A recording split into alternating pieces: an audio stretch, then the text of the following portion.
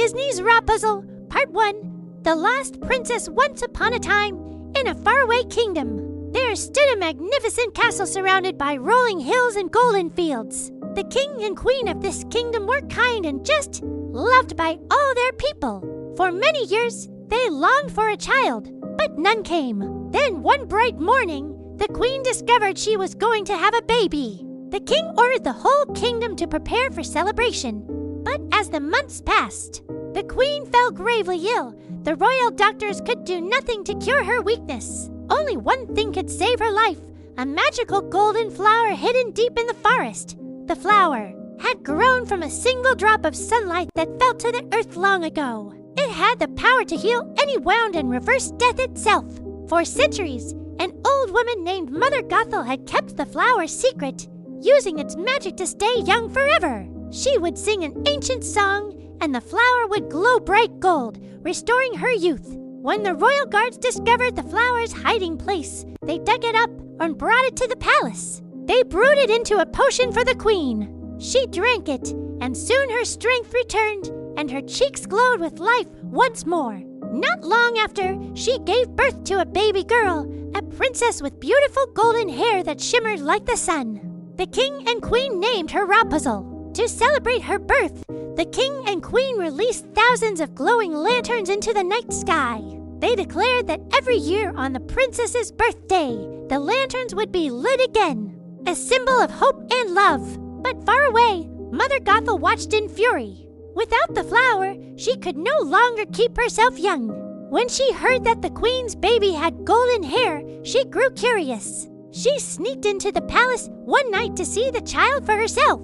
As she leaned close to Rapunzel's crib, she began to hum her secret song. To her shock, the baby's golden hair began to glow brightly. It was the same magic as the flower. Gothel cut a lock of Rapunzel's hair to keep for herself, but the moment she did, the hair turned brown and lost its power. She realized the magic only worked while it was still attached to the girl. Determined to keep her youth forever, Gothel kidnapped Rapunzel that very night. She fled into the dark forest and hid in a tall, secluded tower. There, she raised Rapunzel as her own daughter. Never letting her leave, the king and queen searched the entire kingdom for years, but found no trace of their child. Every year, on Rapunzel's birthday, they continued to release the lanterns into the sky, praying that someday their lost princess would see them and return home. And high in the tower, Rapunzel grew up. Never knowing who she truly was, Mother Gothel told her the world outside was cruel and dangerous. She said that people would want to steal her magical hair. So, Rapunzel stayed locked away, brushing her long, golden hair that stretched longer than 100 feet. Her only friends were a few books, her paints, and a tiny chameleon named Pascal. Together, they would play games, paint murals on the walls, and imagine adventures beyond the tower. Every year on her birthday, Rapunzel watched the mysterious floating lights rise into the night sky. She didn't know where they came from, but she felt they were somehow meant for her. Her heart longed to see them up close, to know what lay beyond the forest walls. Mother Gothel always laughed at her curiosity. The outside world is full of ruffians, thugs, and monsters, she would say. Why would you ever want to leave this safe tower, my dear? Rapunzel would nod quietly, but inside, her heart whispered another story. She dreamed of freedom, of adventure, of a life she had never known, and somewhere beyond the trees, destiny was preparing to meet her, because soon, a young thief named Flynn Rider would stumble into her tower and change her life forever. Disney's Rapunzel, Part 4, The Floating Lights. The next morning, sunlight spilled across the forest as Rapunzel woke with a smile. Today was her birthday, the day she had waited for her entire life. Flynn was already up, talking to Maximus, the royal horse who had finally caught up to them. At first, Maximus wanted to arrest Flynn, but Rapunzel stepped between them. Please, she said gently, just for today. After that, you can take him back. Maximus looked at her big green eyes and finally sighed. He agreed, but only for one day. Together, the three of them continued toward the kingdom. As they walked, Rapunzel marveled at everything.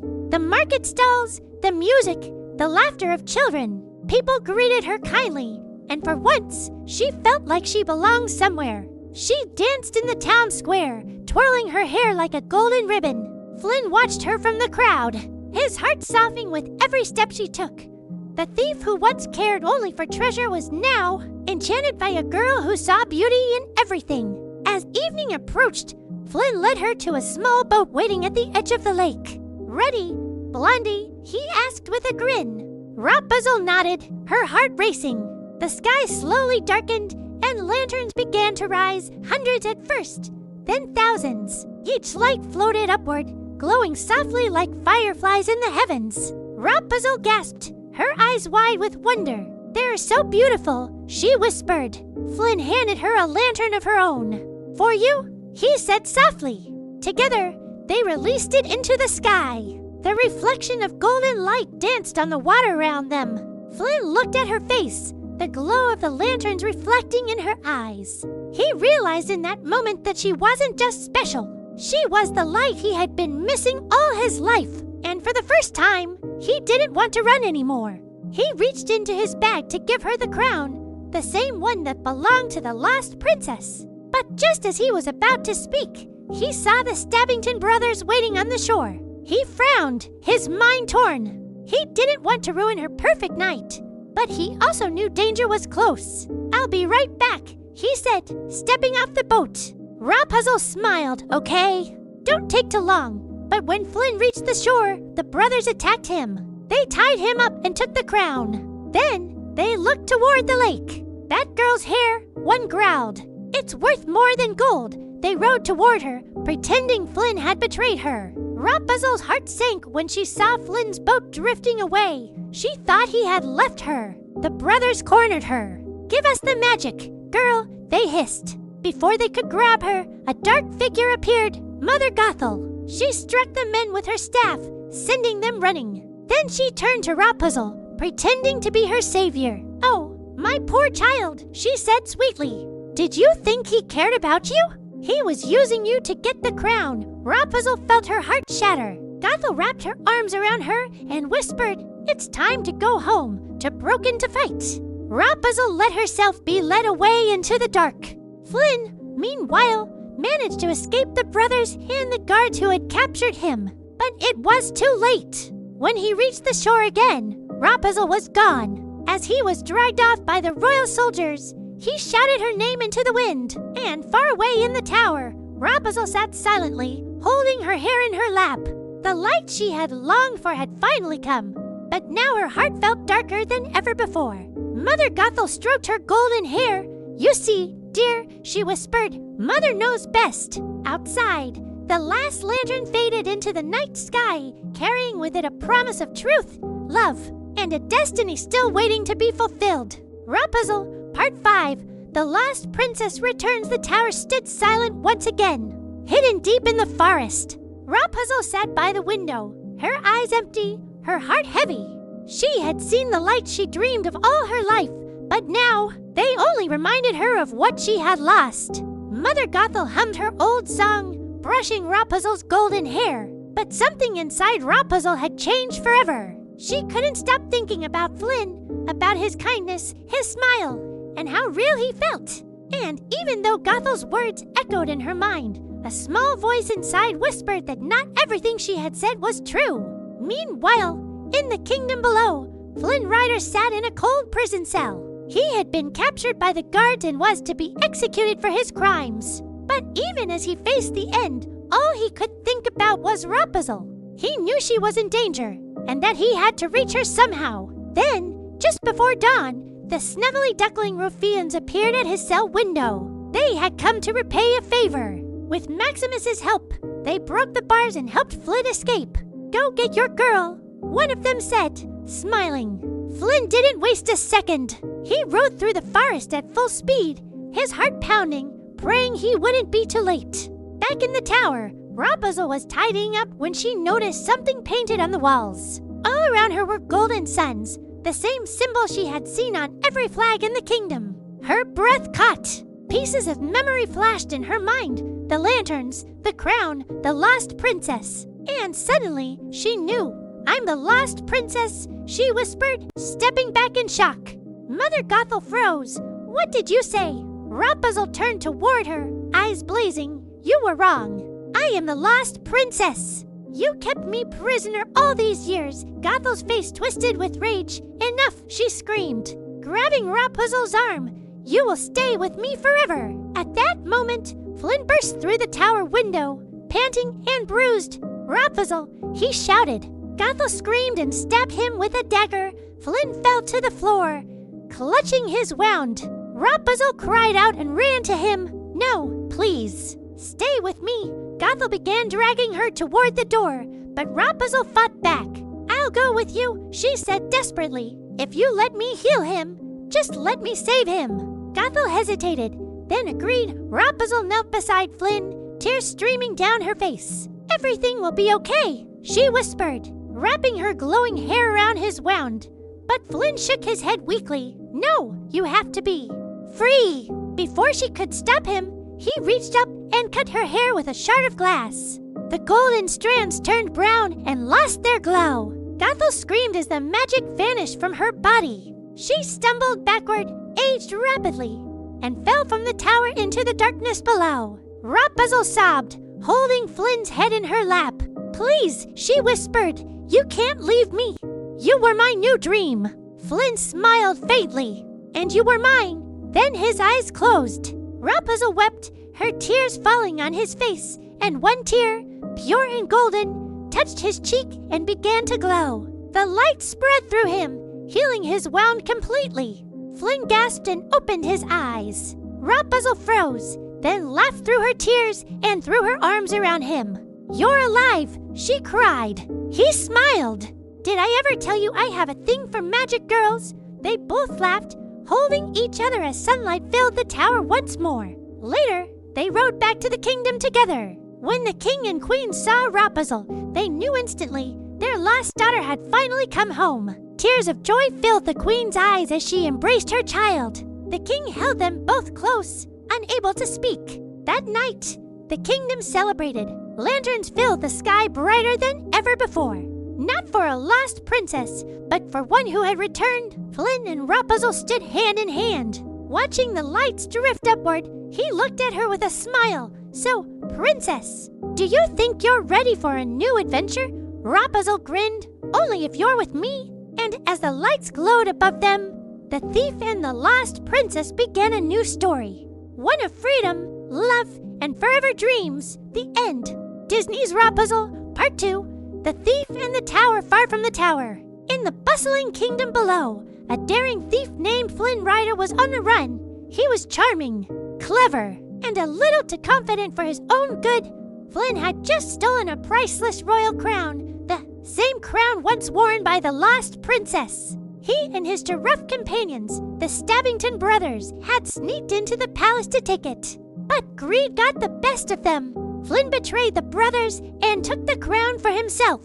Guards chased him through the forest. But Flynn was too quick. He laughed as he swung from branches, leaped over logs, and ran deeper into the woods. Behind him, the royal horse Maximus, loyal and fearless, galloped with determination. Maximus belonged to the royal guard, and he wasn't about to lose Flynn. The chase twisted through the forest until Flynn spotted a hidden valley. There, he saw an old stone tower rising high above the trees. Perfect hiding place, Flynn muttered, grinning. He climbed the wall, gripping vines and cracks, until he reached the top. Inside, he found what looked like an empty room, soft light, painted walls, and the faint smell of flowers. Hello, he called out softly. No answer. He shrugged and began to look for a place to hide the crown. But before he could take another step, something hard slammed into his head. Darkness. When Flynn woke up, he found himself tied to a chair with a frying pan pointed at his face. Standing before him was Rapunzel, nervous, barefoot, and holding that same frying pan with both hands. Who are you? She demanded.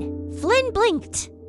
Where's my smolder? He whispered to himself, flashing his charming smile. Rapunzel wasn't impressed. She lifted the pan again. Don't move. Flynn raised his hands. Easy. I didn't mean any harm. Rapunzel's eyes darted to the satchel hanging from his shoulder. She opened it carefully, and there it was. the royal crown shining bright in her hands. She gasped softly. She had never seen anything like it before. She quickly hid it in a drawer. Then she looked back at Flynn, curiosity mixing with fear. Here was her first visitor from the outside world, the world she had dreamed about for years. She didn't know if she could trust him, but she also saw an opportunity. If this man could survive the outside world, maybe he could take her there. Later that evening, when Mother Gothel returned, Rapunzel didn't mention Flynn. Instead, she said carefully, "Mother, tomorrow is my birthday. I want to see the floating lights." Gothel laughed coldly. "You mean the stars, my dear. They are not meant for you." Rapunzel shook her head. "They're not stars every year. They appear on my birthday. I want to see them just once." Gothel's tone hardened. "Rapunzel, you are never leaving this tower, ever." That night, Gothel left again to gather paints and herbs. The moment she was gone, Rapunzel turned to the man tied in her chair. "You," she said firmly. "You will take me to see the lights." Flynn blinked in surprise. "You want me to what?" Rapunzel nodded. "Tomorrow morning. You'll be my guide." Flynn sighed. "Okay, Blondie.deal. But only if you give me back my satchel." She smiled for the first time.